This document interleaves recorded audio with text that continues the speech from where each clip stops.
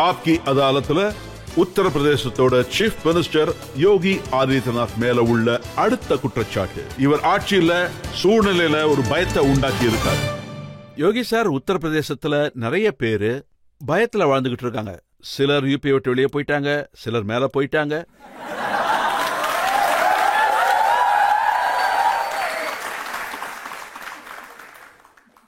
बिनु भय होई न प्रीति. முதல்ல இருந்தே உத்தர் பிரதேஷ் மக்களை பயமுறுத்தி வச்சிருந்தாங்க. ஆரம்பத்துல இருந்தே இதுதான் என்னோட நோக்கமா இருந்துச்சு. ராம பகவான் சொன்ன மாதிரி निस्सरहीन करो मही भुचुटाए प्रण कीन. நாங்க ராம பக்தர்கள், நாங்களும் இதை தான் பண்ணுவோம். பல பாவிகள் இருக்காங்க, ஏழைகளை, வியாபாரிகளை, பெண்களை, சாதாரண மக்களை, ரோட்ல நடந்து போற மக்களுக்கு பாதுகாப்பே இல்லாம இருந்தாங்க. அவங்களுக்காக நான் ஒரு பாதுகாப்பான இந்த மாதிரியான ஒரு அட்மாஸ்பியரை உருவாக்கியே ஆகணும். அதுதான் பண்ணிட்டீங்களே. அதனாலதான் மக்கள் சொல்றாங்க நோ பெயில் நோ ஜெயில், நேர கடவுளை தான் சந்திக்கணும். இங்க பாருங்க, ரெண்டு விஷயங்களும் ஒன்னா நடக்கணும். நான் தான் சொல்லியிருக்கேன்ல, நான் ஒரு ராம பக்தன். ராமர் அயோத்தியால எப்படி அவரோட அரியாசனத்தை திரும்ப எடுத்துக்கிட்டாரோ, அதே மாதிரி அயோத்தியால அங்க இருக்கிற எல்லா கெட்ட விஷயங்களையும் மறுபடியும் எடுத்தே ஆகணும். அதுதான், இந்த வேலையை தான் நாங்க யூபியில பண்ணியிருக்கோம். பாத்தீங்கன்னா, காங்கிரஸும் மற்ற பார்ட்டிகளும் மாஃபியாக்கும் கிரிமினல்ஸுக்கும் தைரியம் கொடுத்து அவங்கள பாதுகாத்துக்கிட்டு இருந்தாங்க. அவங்க ஆட்சி காலத்துல இருந்த நேரங்கள்ல பாத்தீங்கன்னா, அவங்களோட விஷயங்கள் வெளியே வரும்போது எல்லா புரோட்டோகால்ஸும் மறைஞ்சு போயிடும். அந்த மாஃபியா எல்லாம் வெளியே வந்துருவாங்க. இன்னைக்கான நிலைமைய பாருங்க. நான் பார்த்த வரைக்கும் ஒரு மாஃபியா கேஸ்ல போலீஸ் அவனை கூட்டிட்டு வரும்போது அவனோட பேண்ட் ஈரமா இருந்துச்சு. பேண்ட் ஈரமாயிடுச்சுன்னா ஒரு மாஃபியா பாத்தீங்கன்னா தினமும் கத்திக்கிட்டு இருந்தான், சார் என்னோட உயிருக்கு ஆபத்து. அப்ப நாங்க என்ன சொன்னோன்னா, டே உங்களெல்லாம் எத்தனை மக்களுக்கு ஆபத்து ஏற்பட்டுச்சு அதை முதல்ல பாருங்கன்னோ. இப்ப இந்த மாதிரி தான் இருக்கு. இப்ப வந்த லேட்டஸ்ட் கேஸ் முக்தார் அன்சாரியோடது. அதை பத்தி சமாஜ்வாதி பார்ட்டி என்ன சொல்றாங்கன்னா, ஜெயில அவருக்கு விஷயம் கொடுத்து கொண்டுதா சொல்றாங்க. செத்துதான் ஆகணும், வேற வழி இல்ல. நீங்களே எனக்கு ஒரு விஷயத்த சொல்லுங்க. பல பேரை துடி துடிக்க கொன்ன ஒரு மனுஷன், அவன் எது வரைக்கும் தப்பிச்சுக்கிட்டு சுத்திக்கிட்டு இருப்பான்? காங்கிரஸ் ஆளுங்க அவனை காப்பாத்த முயற்சி பண்ணிருக்கலாம்ல. சமாஜ்வாதி பார்ட்டி ஆளுங்க அவங்க அப்ப என்ன பண்ணிக்கிட்டு இருந்தாங்க? அவங்க இறுதி சடங்குக்கு போனாங்க. அவங்க கிட்ட நீங்க என்ன எதிர்பார்க்க போறீங்க? இதுதான் பெரிய வித்தியாசம். பரம ராம பக்தர் உத்தரப்பிரதேஷோட எக்ஸ் சீஃப் மினிஸ்டர் சர்தேவ் கல்யாண் சிங் ஜி இறந்தாரு. சமாஜ்வாதி பார்ட்டி, காங்கிரஸ் ஒரு இரங்கலும் தெரிவிக்கல. ஆனா ஒரு மாஃபியா ஆள் சாகும்போது அவங்க வீட்டுக்கு போய் கண்ணீர் சிந்தி நின்னுக்கிட்டு இருந்தாங்க. இதுதான் வித்தியாசம். நாடு இதை தான் டாலரேட் பண்ணக்கூடாதுன்னு சொல்றேன். இப்ப பாத்தீங்கன்னா, நாங்க மாஃபியாக்களை ரொம்ப கட்டுப்பாட்டுக்குள்ள கொண்டு வந்திருக்கோம். ஜூன் 4க்கு அப்புறம் ஒரு பாதுகாப்பான சூழ்நிலையை கொண்டு வருவோம். உத்தரப்பிரதேச மாஃபியால இருந்து முழுமையா விடுவிச்சிட்டோம்னு சொல்லுவோம். ரெண்டாவது, மாஃபியா மூலியமா சம்பாதிச்ச சொத்து எந்த மாஃபியாவா வேணா இருக்கட்டும், அவங்க ஆக்கிரமிச்ச எல்லா சொத்துக்களையும் அரசாங்கம் தன்னுடைய கண்ட்ரோல்குள்ள எடுத்துக்கும். நாங்க பிரயாக்ராஜ்ல இருந்து ஆரம்பிச்சிருக்கோம். பிரயாக்ராஜ்ல ஒரு மாஃபியா கேங் இருந்தாங்க. ஒரு ப்ராப்பர்ட்டிய தவறான முறையில ஆக்கிரமிச்சாங்க. அதை நாங்க மறுபடியும் எடுத்துக்கிட்டோம். எங்களோட புது மிஷனை பார்த்து காங்கிரஸும் சபையும் ரொம்பவே பயத்துல இருக்காங்க. அந்த புல்டோசரை வச்சுதான் எல்லாத்தையும் சுத்தம் பண்ணதுக்கு அப்புறம் ஏழைகளுக்கான இடமா மாத்திருக்கோம். இதுக்கான முடிவையும் எடுத்துட்டோம். ஏழைகளுக்கு எல்லா வசதிகளும் பண்ணி கொடுப்போம்.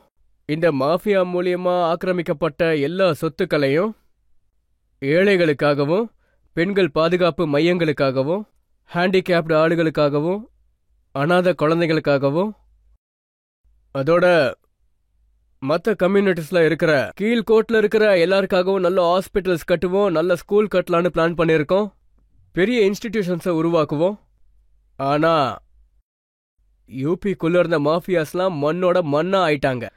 அதோட இனிமே மாஃபியாஸ வளரவே விட மாட்டோம். அதுதான் முதல் நோக்கம். அது மட்டும் இல்லாம இவங்க ஆக்கிரமிச்ச இடங்களை அவங்க கிட்ட இருந்து, நான் சொல்றது புரியும் நினைக்கிறேன், ஆக்கிரமிச்ச எல்லா இடங்களையும் எவ்வளவு சொத்து இருக்கோ எல்லாத்தையும் எடுத்துட்டோம். இப்ப பாத்தீங்கன்னா சமாஜ்வாதி பார்ட்டியோட கேண்டிடேட் ஜியாவுர் ரஹ்மான், பர்க் சாரோட கிராண்ட்சன், அவர் என்ன சொல்லியிருக்காருன்னா, ஷாபுதீன் அவர்கள், அத்திக் அகமது அவர்கள், அதோட முக்தார் அன்சாரி அவர்களை இவங்களெல்லாம் மேல அமைச்சிட்டாங்க. கடவுள் சத்தியமா இவங்க தியாகம் வீணா போக விட மாட்டோம்னு சொல்றாங்க. அதைத்தான் சொல்லியிருக்காரு. மேல போயிருக்காங்களோ இல்ல கீழே போயிருக்காங்களோ அத நான் சொல்ல முடியாது.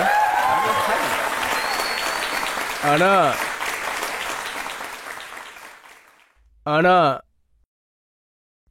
இங்க பாருங்க,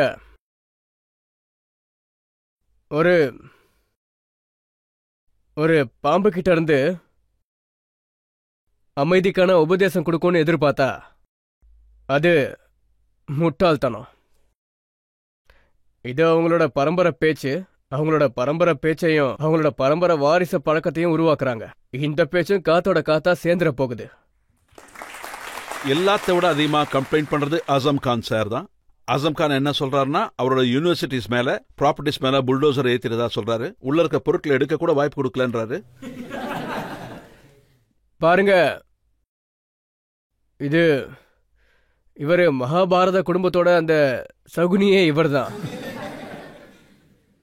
திரௌபதியோட ஆடைய கலைக்கும் போது அவங்க எல்லாரும் அமைதியா இருந்தாங்க.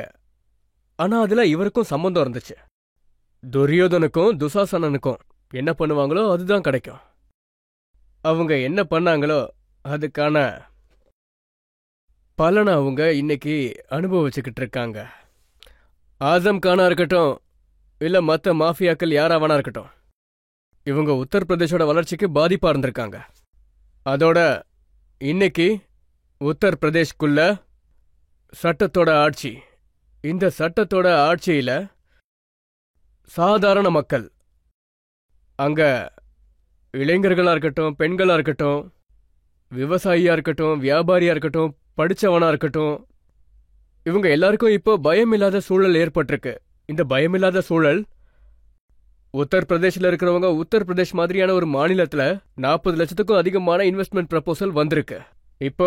இப்போ தேர்தலுக்கு முன்னாடி பிப்ரவரியில பிரதமர் 10,50,000 கோடி ரூபாய் அளவுக்கான ஒரு இன்வெஸ்ட்மெண்ட் ப்ரப்போசலை கொடுத்திருக்காருன்றது சொல்லணும்.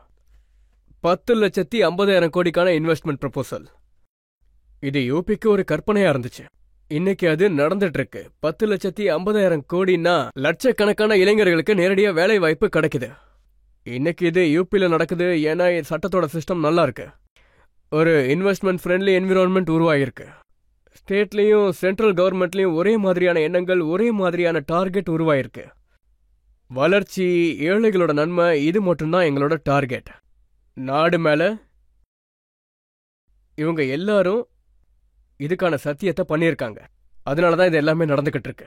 நீங்க புல்டோசர் அதோட சத்தம் கொல்கத்தா வரைக்கும் கேட்டுச்சுன்னு கேள்விப்பட்டேன். அங்க ஹைகோர்ட் ஜட்ஜ் கொல்கத்தா மேயர் கிட்ட சொல்லியிருக்காரு, ஒருவேளை உங்களால முடியலன்னா யோகிஜி கிட்ட இருந்து புல்டோசரை வாடகைக்கு வாங்கிக்கன்னு இருக்காரு. அதாவது உத்தர் பிரதேஷோட இந்த புல்டோசர் இது அநியாயம் பண்ணாது. உத்தரப்பிரதேஷோட நியூ இன்ஃப்ராஸ்ட்ரக்சரோட அடையாளம் இது எங்களோட புது இன்ஃப்ராஸ்ட்ரக்சர், எக்ஸ்பிரஸ் வேயோடது, புது ஏர்போர்ட்டோடது, புது ஹைவேயோடது, இன்டர் ஸ்டேட் கனெக்டிவிட்டியோடது. இந்த புது இன்ஃப்ராஸ்ட்ரக்சர் இதுக்கு ஏதாவது பாதிப்பு ஏற்பட்டா அதை புல்டோசரை வச்சு இடிக்க தானே செய்யணும். இந்த மாஃபியா அதோட இவங்க எல்லார் மூலியமா ஏற்படப்பட்ட எல்லா தடைகளையும் நாங்க புல்டோசரை வச்சு வேகமா நீக்கிடுவோம். அப்படி நீக்கும்போது அவங்களுக்கு வலிக்க தானே செய்யும். அவங்கள பராமரிக்கிறவங்களுக்கும் அது ரொம்ப கஷ்டத்தை கொடுக்கும். ஒரு மாதிரியான வலி உத்தரப்பிரதேசத்தோட வக்கீல்களுக்கும் இருக்கு. வக்கீல்கள் என்ன சொல்றாங்கன்னா, இங்க லா அண்ட் ஆர்டர் மாறிடுச்சு, மாஃபியா எல்லாம் போயிடுச்சு, அதனால எங்களுக்கு கேசஸ் வரதே இல்லைங்கிறாங்க. அவங்க என்ன சொல்றாங்கன்னா, நான் ஒரு வீடியோ பார்த்தேன், அதுல யோகி சார் கொஞ்சமாவது கிரைம் நடக்க விடுங்க, அப்பதான் எங்களுக்கு பொழப்பு ஓடுன்னு சொல்றாங்க. இந்த லீகல் கம்யூனிட்டி தான் நாட்டை இவ்வளவு நாளா கொண்டு போயிட்டு இருக்கு. வேலை செய்யறதுக்கு அவங்களுக்கு நிறையவே டைம் இருக்கு. வக்காலத்தோட சேர்த்து அவங்க கிட்ட இன்னும் நிறைய டைம் இருக்குன்னா நீதிமன்றத்தோட ஜுடிஷியல் டெண்டன்சி இருக்கு. அத முன்னுக்கு கொண்டு போனா அடுத்த 10 வருஷத்துல இது முடிஞ்சிடும். 10 வருஷத்துக்கு அப்புறம் அவங்க பண்ற சோசியல் சர்வீஸ்ல பாலிடிக்ஸ்லயும் அவங்க ஜெனரேஷன் மறுபடியும் உருவாகும். நாட்டோட சுதந்திரத்துக்கு அப்புறம் நாட்டு மக்கள் எப்படி லீட் எடுத்தாங்களோ அந்த மாதிரி. எனக்கு தெரிஞ்ச வரைக்கும் அந்த சாமர்த்தியம் லா கம்யூனிட்டி கையில தான் இருக்கு. அதை அவங்க பார்த்துப்பாங்க. ஒரு சின்ன பிரேக் எடுத்துக்கிறதுக்கு முன்னாடி இன்னொரு கேள்வி அலோ பண்றேன். முதல்ல உள்ள உத்தரப்பிரதேஷ்க்கும் யோகிஜி வந்த அப்புறம் உத்தரப்பிரதேஷ்க்கும் என்ன வித்தியாசம்? முதல்ல இங்க மாஃபியா சுதந்திரமா சுத்திக்கிட்டு இருந்தாங்க. பெண்களும் வியாபாரிகளும் பாதுகாப்பே இல்லாம இருந்தாங்க. இளைஞர்கள் ரொம்ப கஷ்டப்பட்டுக்கிட்டு இருந்தாங்க. விவசாயிகள் ரொம்ப கஷ்டப்பட்டுக்கிட்டு இருந்தாங்க. ஏழைகள் பசியில செத்துக்கிட்டு இருந்தாங்க. ஏழைகள் நோயில அந்த வலியை தாங்க முடியாம ஒன்னு உயிர் பிரிஞ்சிடுது, இல்ல தற்கொலை பண்ணிக்கிறதுக்கு கட்டாயத்துக்கு போறாங்க. இன்னைக்கு இது புது இந்தியாவோட புது உத்தரப்பிரதேஷ். புது உத்தரப்பிரதேஷ்ல பெண்களோ வியாபாரிகளோ பாதுகாப்புக்கு கவலையே பட வேண்டாம். குற்றவாளிகள் கழுத்துல ஸ்லேட்டை தொங்க விட்டுக்கிட்டு ஒரு முறை உயிர் பிச்சை கொடுங்கன்னு கேட்பாங்க. நாங்க எதையாச்சும் ஒண்ணு பண்ணி வயிற்ற ரொப்பிக்கிறோன்னு கெஞ்சுவாங்க. இந்த மாற்றம் தான் ஏற்பட்டிருக்கு. புது உத்தரப்பிரதேஷ்ல முன்னாடியெல்லாம் பெரிய பெரிய மாஃபியாக்கள் இருந்தாங்க. சங்கத்தை கையில வச்சுக்கிட்டு ஆட்சி பண்ணிக்கிட்டு இருந்தாங்க. சொல்லப்போனா பிரதமரே அவங்க முன்னாடி எழுந்து நிப்பாரு. அவங்கள பிரதமர் தன்னுடைய கவர்மெண்ட் மாளிகைக்கே கூப்பிட்டு அவங்களுக்கு மரியாதை கொடுப்பாரு. இன்னைக்கு அதே மாஃபியா போலீஸை எதிர்த்து நிற்கும் போது யாருக்கு பின்னாடி முதல்லலாம் போலீஸ் ஓடி போய் சல்யூட் அடிச்சுக்கிட்டு இருந்தாங்களோ இப்போ அவங்கள தேடுறதுக்கு பல டீம்ஸ் வச்சு தேடிக்கிட்டு இருக்காங்க. இன்னைக்கு இப்பெல்லாம் அவங்க போலீஸை எதிர்க்கும் போது அவங்களோட பேண்ட்ஸ் எல்லாம் ஈரமாயிடுது. இப்போ அவங்கெல்லாம் எல்லா வேலையுமே விட்டுட்டாங்க. உயிர் பிச்சையும் கேட்கறாங்க. சார் எங்களை விட்டுருங்கன்னு. யூபியில இருந்து எங்க எல்லாரையும் போக விடுங்க, நாங்க எல்லாரும் வேற ஸ்டேட்ல போய் இருந்துக்கிறோம். இந்த வேலையை காங்கிரஸ் தான் பண்ணாங்களே.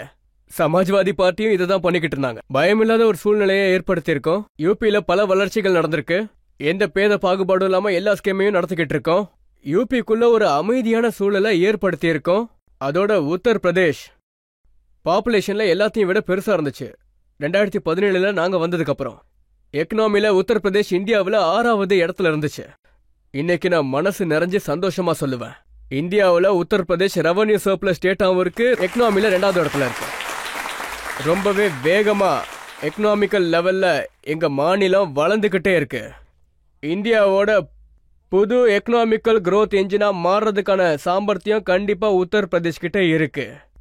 அதனால இதுதான் வித்தியாசம். முதல்ல பயம் இருந்துச்சு, பசி இருந்துச்சு, அராஜகம் இருந்துச்சு, கிரைம்ஸ் இருந்துச்சு, கர்ஃபியூ இருந்துச்சு. இன்னைக்கு பயம் இல்லாத சூழல் இருக்கு, வளர்ச்சி இருக்கு. இப்ப ஒரு முகத்திலையும் சிரிப்பு வர்றதுக்கான எல்லா முயற்சியும் நாங்க எடுத்துக்கிட்டு இருக்கோம்.